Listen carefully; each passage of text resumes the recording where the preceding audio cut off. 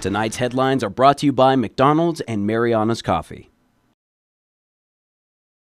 Good evening, Commonwealth, and thanks for watching the Channel 2 News. Let's take a look at tonight's top stories. CUC recruits a new director offering a salary in the $100,000s. Also tonight, Governor Palacios requests for additional funds in D.C. And more with a local school principal on a man who is wanted for rape and sexual misconduct with a minor. In sports, who made it to this year's Hall of Fame? Let's find out. Stay with us, these stories and more are next.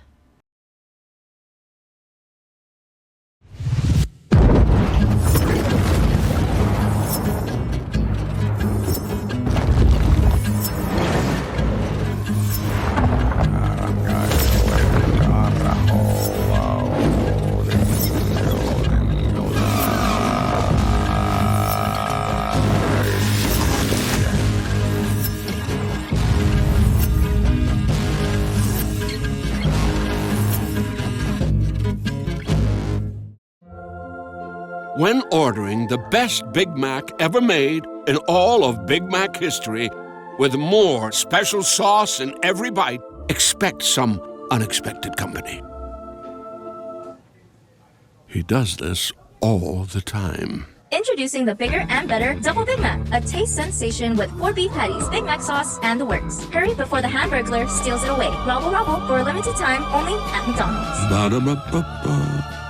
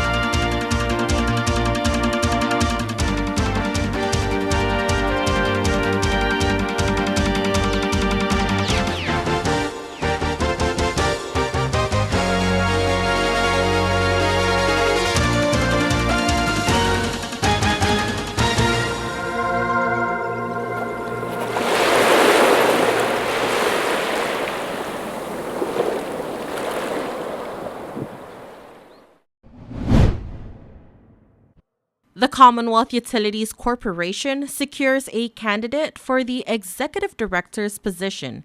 CUC's Human Resource Manager Christopher Matsunaga informed the board this morning about its update. An update on the executive director's selection. The interview was conducted on January 27 by 3 members of the board. They have recommended to select the candidate, and now is up for the full board's decision to fully process that selection. CUC board members then went into an hour-long executive session before approving its candidate. Christopher Thiessen, a recruit from California, has accepted the position for an annual salary of $200,000. Thiessen holds a master's degree in business administration and has over 24 years of senior management experience in utilities. Thiessen is also a registered and licensed professional engineer in California. CUC's HR says during the interview, Thiessen disclosed he is not fully aware of CUC's stipulated orders, but he has operated under similar conditions. Under a stipulated order from the U.S. Department of Justice, the Environmental Protection Agency currently provides oversight for a number of CUC's operations. One of the court order mandates CUC to hire an executive director with certain educational and professional background, such as a master's degree and 10 years experience in senior management. Betty Terlahi has been acting executive director since April of 2023 after former utility executive Dallas Peavy was fired for dishonesty and lack of candor.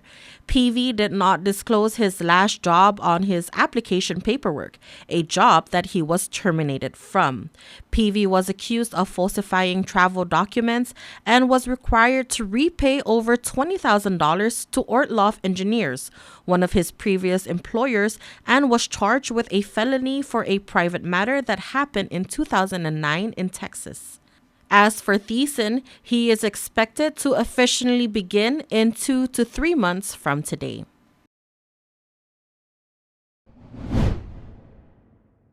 Territorial leaders are in Washington, D.C. for the 2024 Senior Plenary of the Interagency Group on Insular Areas.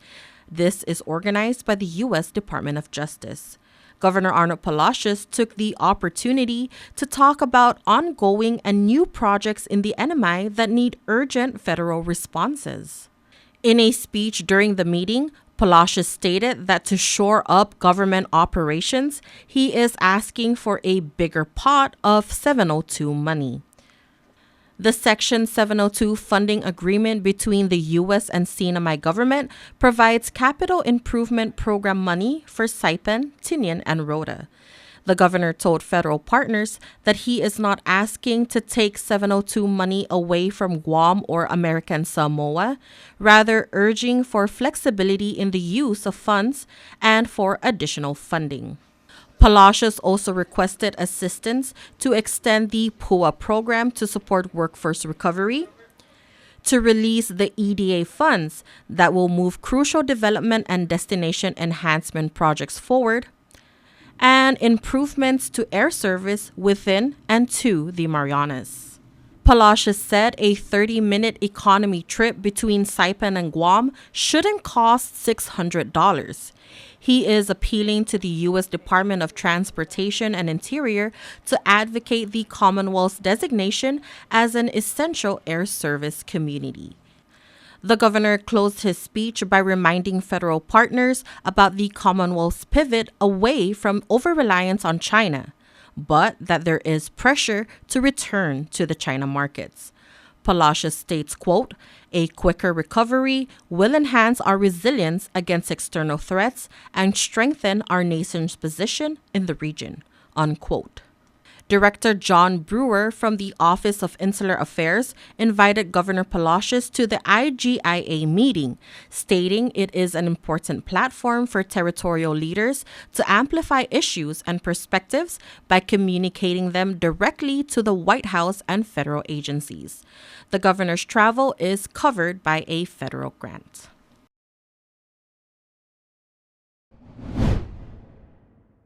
He claimed to be raised Amish and told local schools, churches, employers that was why he didn't have a passport or social security card. Charles Lee Dewey III, who went locally by the name Carter Allen Widmore, worked as an ESL teacher at Yukon last summer and more recently in the IT department at the Cagman Community Health Center. He's currently in jail. The state of Indiana wants Dewey to face charges that include rape, sexual misconduct with a minor, child solicitation, drug possession, and possession of child pornography. He skipped out on bail and has been on the run.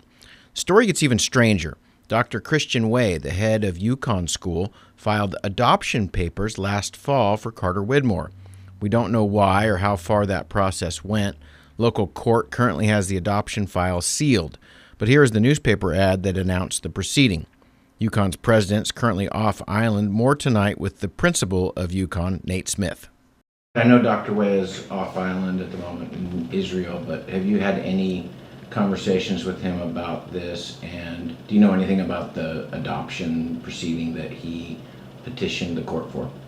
I have not yet had any specific conversations with Dr. Way about this. I know he is aware of everything. Maybe not the most recent news and stuff, but he is aware of Carter Widmore, and that was an alias.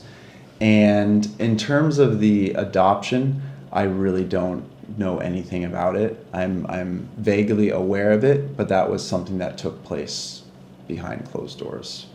Carter taught those ESL classes last summer primarily to Korean tourists. Smith, who answered a number of questions on Wednesday, adds this. I just want to make it clear that he came in as a volunteer and should not have been given the opportunity, but due to well-meaning people was, unfortunately. And but he never was a teacher at Yukon, and he was never going to be. I wasn't going to allow it. I don't think anybody was going to allow it. There were no talks about, hey, we've got a new teacher. Absolutely not. He was never going to be.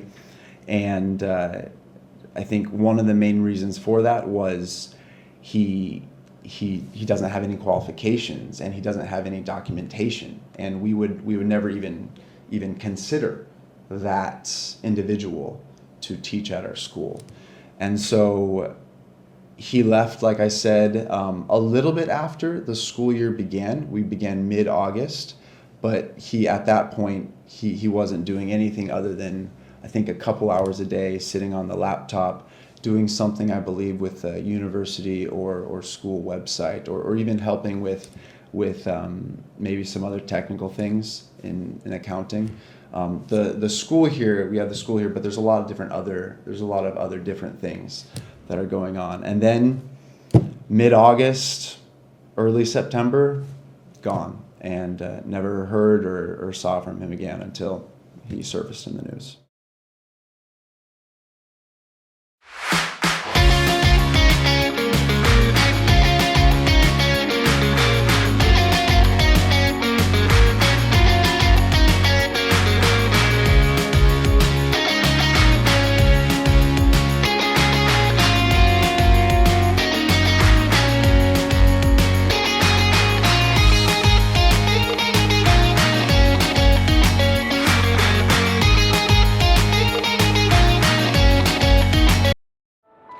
At one of Saipan's beaches, this mother lays about 100 eggs under the cover of darkness. She hides her nest as best she can and then slowly makes her way back to the ocean. The eggs hatch and the babies head for the sea, where they will face a daily dose of danger. Just 1 in 1,000 will make it to adulthood. Those that do will one day lay their own eggs. Sea turtles are protected under CNMI law. If you see one that is stranded, or if you see illegal activity, call the hotline at 287-8537. Hi, I'm Savannah, and I love Mariana's coffee. Did you know it's Earth's finest coffee? Come join me for a cup. I think you would be really happy.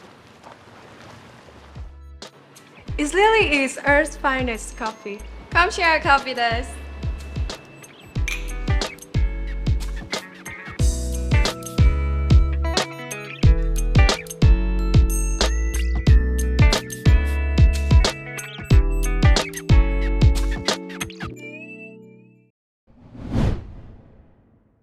Not too many cruise ships come into the NMI waters. They don't like to be in the typhoon belt during typhoon season, and there just isn't too much cruise business in this part of the Western Pacific. But Saipan's a great place for cruise ships to come. The port is nearby and easy to access. American Memorial Park is within walking distance, as is Garapan. This week's cruise ship visit was organized by PDI, and we talked with PDI's Gordon Marciano on how the preparation works. During COVID, while we're shut down, we decided as a team to keep searching and go back to our partners abroad and let them know that we're still here. And if there's anything they need, reach out to us, because we're in the same situation, but by the time we're open, just reminding them that we're still here. Yes.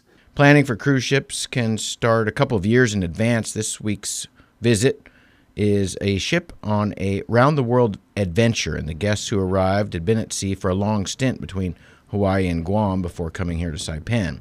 Most of the guests are retirees who are now circling the globe. The stop here in Saipan was just for the day, but the activities and sites are very close by, and it can mean a couple of thousand people arriving at the same time, which is great for the economy. The challenging thing here is that wind and weather and the size of the channel can keep ships out even after preparations have been made months, even a year or two in advance. We work with 3 big agents out there. So one of them, Pacific Princess, tried to come in last year, but right there, the channel, they continued on because we had rough water. And then by the time Pacific was departing us, went back to the office, wrote down pretty much back to the agents.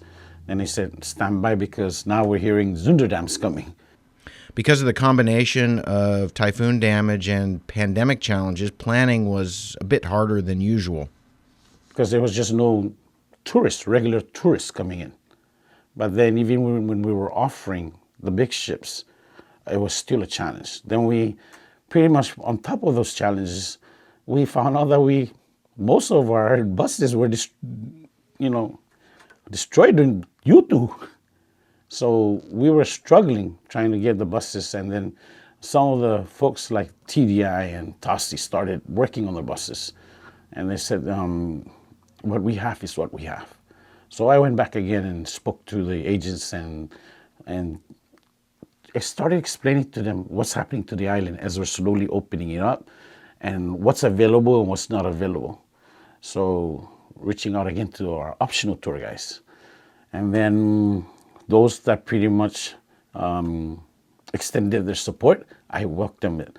And their names now are in the big 3 ships. So those 4 ships, those 4 organization companies that we had reached out, and we reached out to everybody, but the 4 that responded, now their names are in those ships. So we're happy because we can help and extend it and support to them that, that they're there. So that way in the future, their reference are all in those 3 big agents. Marciano says the key to cruise ship customers having a good experience is flexibility. They are only here for one day, so working with the weather and the timelines is an important part of being good hosts. We did say that you're coming in when it's rough water, but I left it there and I left it to the partners. Should they decide that it's too rough, then they'll decide what to do, but not bring them back to the ship. And exactly that's what happened yesterday. I took them around, showed them what our people, our community, our government has stepped up to do. And that is to clean up all the sites and get it ready for the ship.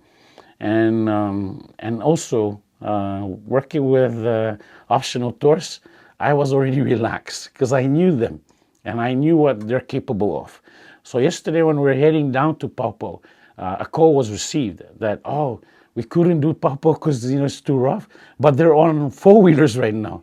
That kind of changes, that kind of flexibility is what the ships are looking for.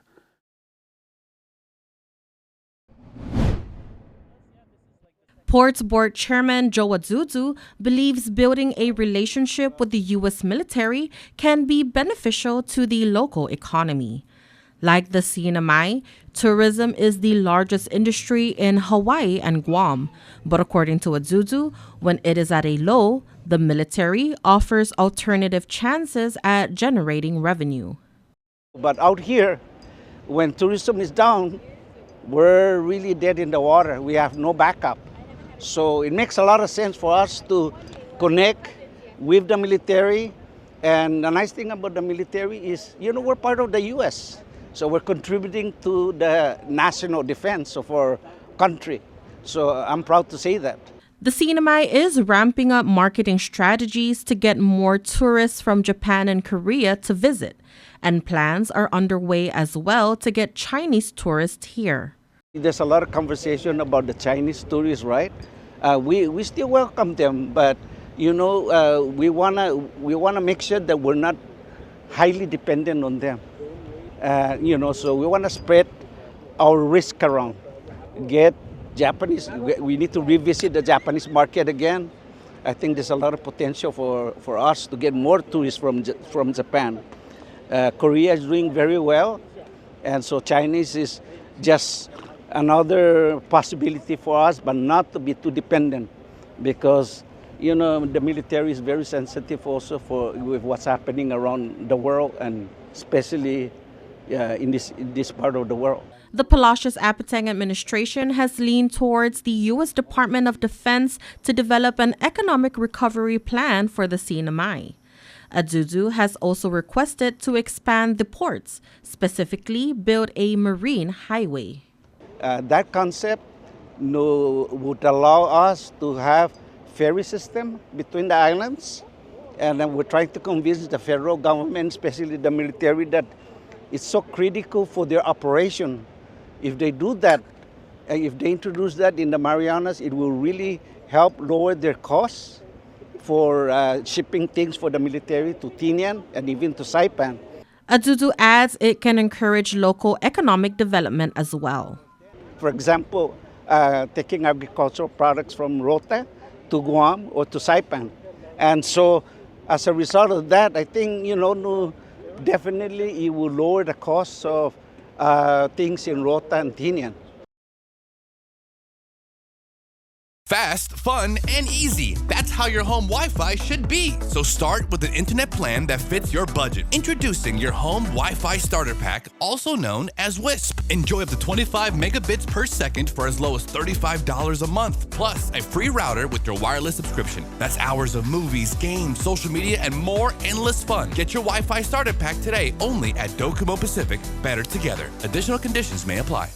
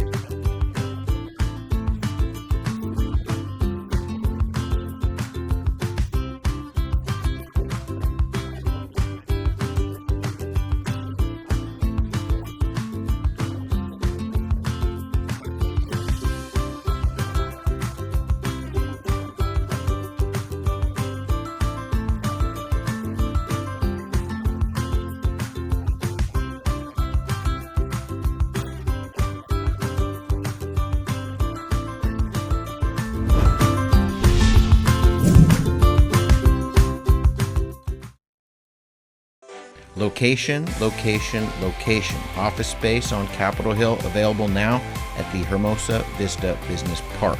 With natural light and ocean views, it's the perfect place for creative professionals. So upgrade your life and your working environment. Schedule an exclusive showing now. Call us at 670-483-4750 or email hvsaipan@gmail.com. Buenas sports fans.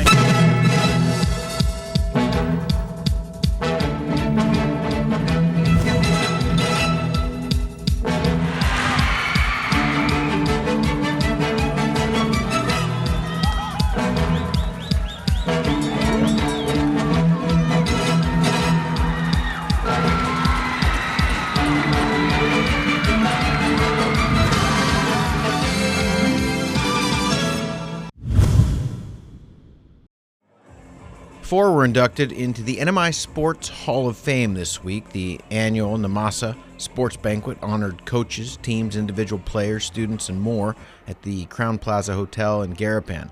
Sports have come a long way in the last few years, from the rebuilding of facilities after two super typhoons, a successful hosting of the mini games, a new facility in the Culberville area for soccer or football, and a best-ever participation in the Pacific Games held in the Solomon Islands.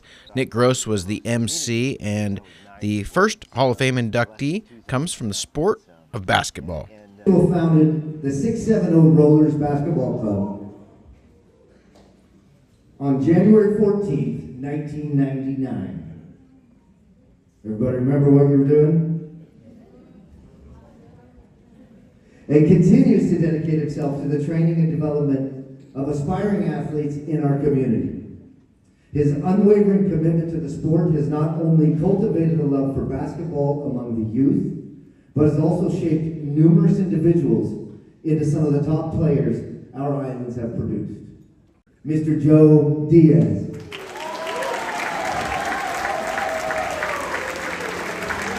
Also inducted on Wednesday night, one of the all-time great local distance runners.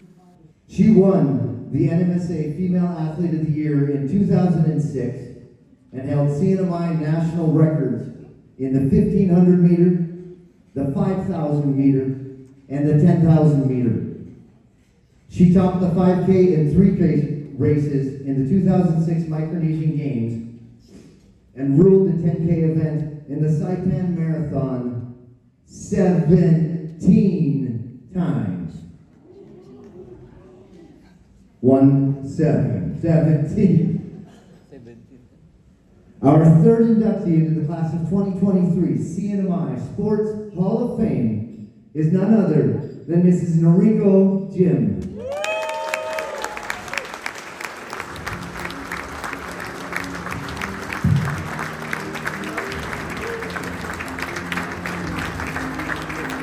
Perhaps no one has done more for sports than the next inductee. He grew up with a love for soccer, but has made a push in all sports, from facilities to off-island participation and on-island hosting. He is the president and has led one of the most successful sports programs in the Northern Marianas, steering the Federation to one milestone after another for nearly 2 decades. He secured the first ever chartered flight to Team Marianas in the Pacific Games to bring more than 100 delegates to the 2023 Pacific Games in Honiara, where NMI athletes and officials made historic feats. I'm sure everyone by now knows who your next inductee into the class of 2023 CNMI Sports Hall of Fame is. But would you please welcome me, help me induct Jerry Tan into the Hall of Fame.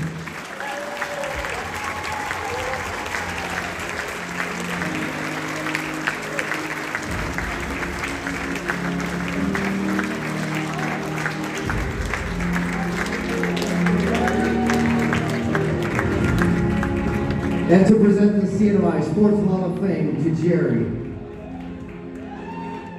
And an emotional tribute to an inductee who sadly is no longer with us.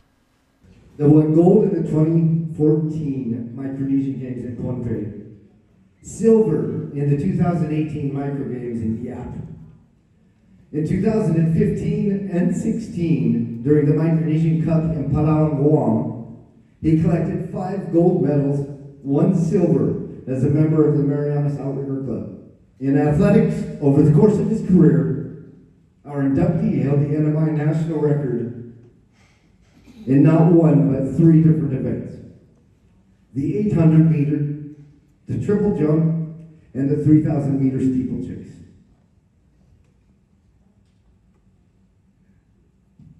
It's exceptionally hard to do, but I would like to welcome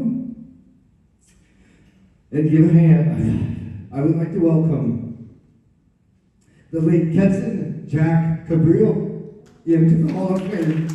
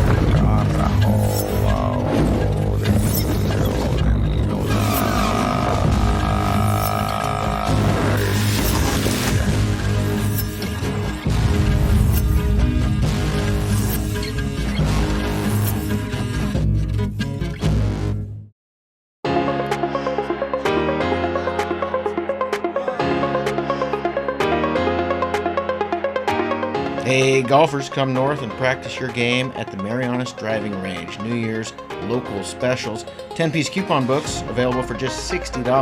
That's a $10 savings. Want to get really good? Come work on your swing every day for just $99 per month. It's our practice pass and you're going to love it. Grab your passes and go straight to the range. You can social distance and chip all at the same time, and the views are free. Reserve now at marianastrekking.com. You can pay online, open 7 days a week.